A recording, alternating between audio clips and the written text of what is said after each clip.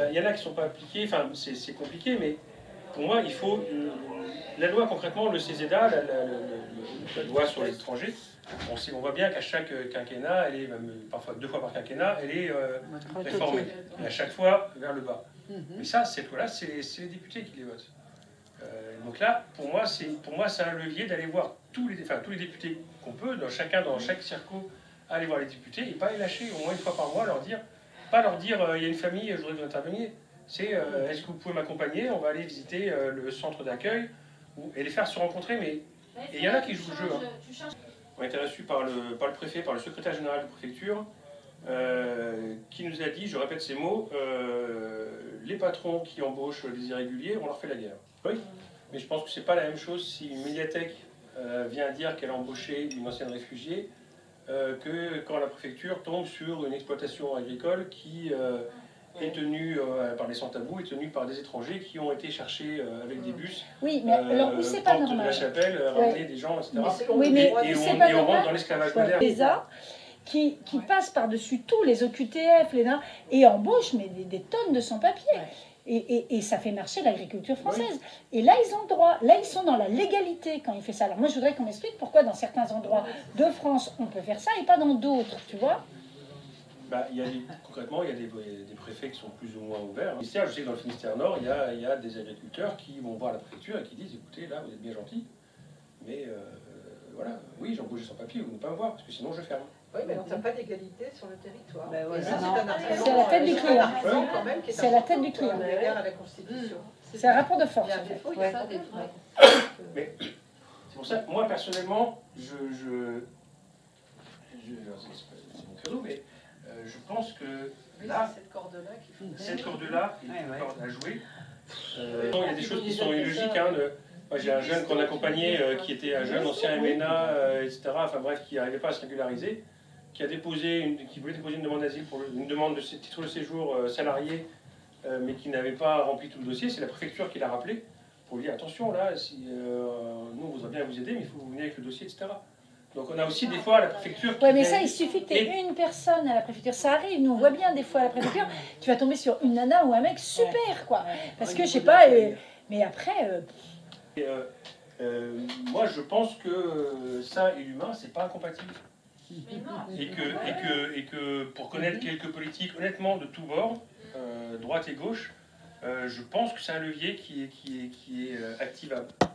Mais il faut faire se croiser. Moi, je suis persuadé que vous prenez n'importe quel député de n'importe quel bord politique, vous le mettez pendant 2 heures dans un centre d'accueil de demandeurs d'asile. Je dis pas qu'il va aller à l'Assemblée, non pas Sarah, mais qu'il va aller taper Darmanin, mais il va avoir un regard autre. Moi, je continue de penser qu'un politique, c'est un humain avant tout, et que même s'il a des consignes, même s'il y a des lignes de parti, etc., qu'à partir du moment où on le confronte à l'humain, mais l'humain, le vrai, c'est pas juste le raconter, voilà, il y a telle famille, etc. Il faut qu'il les rencontre, il faut qu'il les voit, il faut qu'il s'y frotte. Et en tout cas, je pense que c'est un des vecteurs qu'on n'utilise peut-être pas assez. Alors, ce qu'a dit Balanant à l'Assemblée Générale de Sang pour un Toit, c'est « Je veux bien essayer de débloquer des situations. Beaucoup de régularisation ont lieu à bas bruit. » Voilà, c'est ça qu'il a dit. Mais je veux bien essayer de débloquer des situations. Donc c'est vrai que moi, son Facebook, il est très réactif, donc il te répond tout de suite. Tu lui dis, tel cas, oui, je vais en parler à mon copain préfet. Après, honnêtement, je ne veux pas le défendre, hein, mais qui viennent déjà à l'Assemblée Générale de votre asso, c'est déjà, y compris dans les médias, aux mains de Pinot, Bolloré, machin, etc., les journalistes qui font leur boulot et qui demandent que ça. C'est plus complexe que ça. Honnêtement, il y a aussi des journalistes dans toutes les rédactions. Il y en a une ici, hein. Gaël Télégramme. Dans toutes les rédactions, que ce soit la PQR ou à Libé, à Mediapart, etc., il y a des journalistes à la croix. Il y a des journalistes qui font leur boulot. On a essayé d'aller voir le CCAS, parce qu'ils ont ouvert un projet de jardin partagé. Ils m'ont dit, mais non, c'est pas possible, parce que vous avez des gens qui n'ont pas de papier. Donc c'est ouvert au Quimperlois précaire. En fait, dans la réflexion, elle m'a pas fermé la porte, mais elle m'a dit en fait, ça complique les choses. Vous comprenez, c'est pas naturel. C'est plutôt ouvert. C'est comme l'épicerie sociale. C'est pas ouvert aux sans-papiers par exemple. Je leur dis, mais pourquoi c'est pas ouvert au sans-papier? Ben non, parce que vous comprenez, on peut pas... Et en fait, il faut... C'est pas... Voilà, il faut... Je sais pas. En fait, il y a des blocages systémiques qu'il faut... Je leur dis, ouais, mais en fait, ok, d'accord, très bien. Mais nous, je pense que... Et en fait, ils cherchaient du monde pour leur jardin partagé. Je leur dis, mais moi, j'ai des personnes qui sont prêtes à venir dans vos jardins partagés.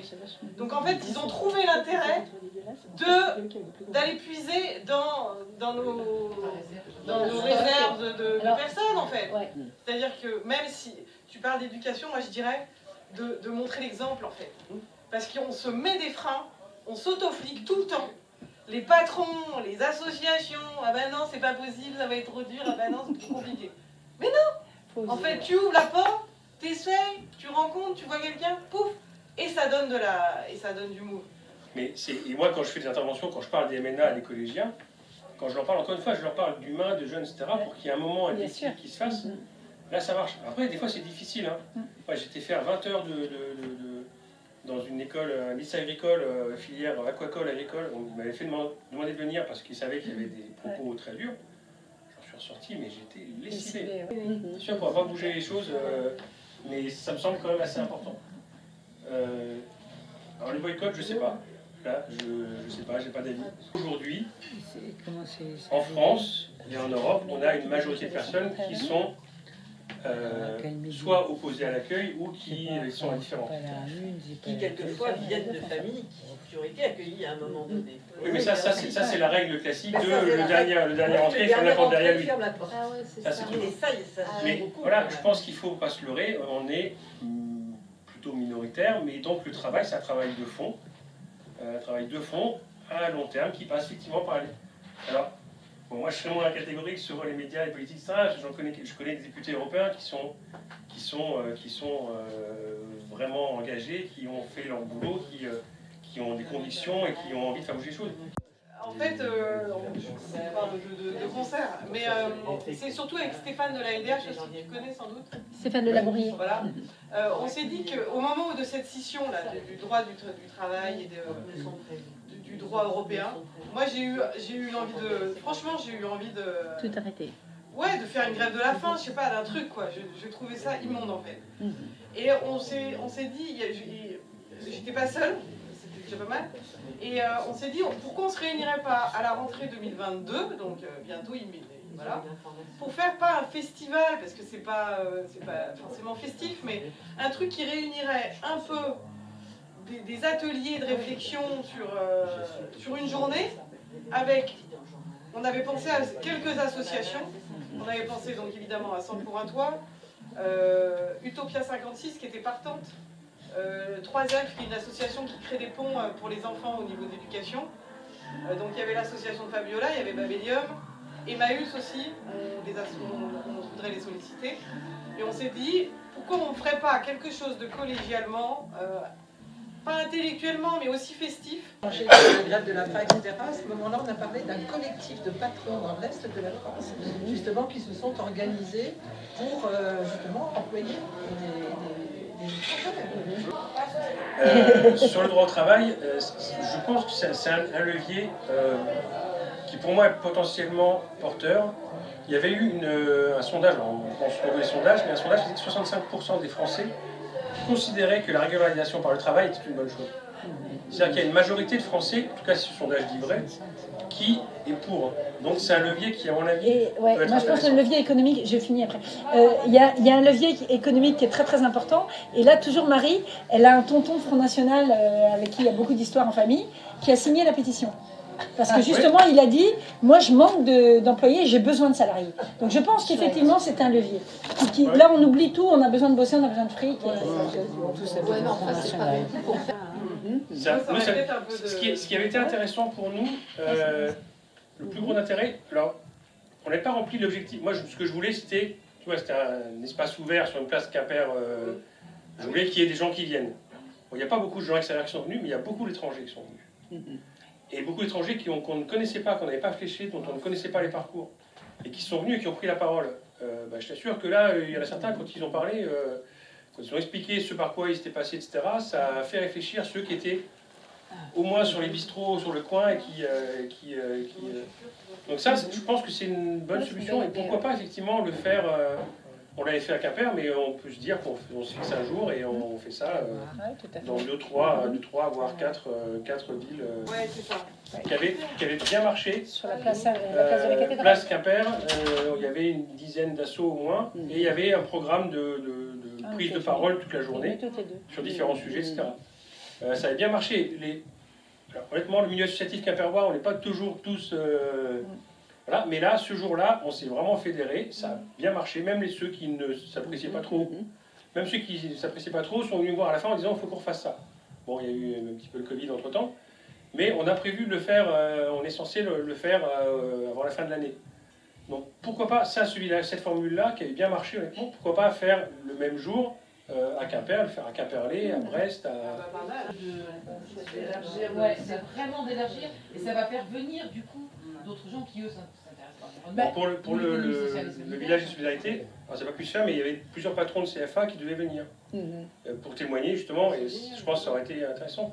Et voilà, on s'est raté sur le truc, mais il y a Marie-Christine Vergia, qui est maintenant vice-présidente de l'ADH, qui est ancienne députée européenne, qui je suis persuadé se déplacerait si on lui demande. Damien Carême, moi Oui, Stéphane, je suis sûr qu'il viendrait, Stéphane Ramaclé. Il y a François Gémen, qui est un chercheur au CNRS, qui est très engagé, qui a écrit des livres, il avait un autre truc ce jour-là, c'est mal goupillé.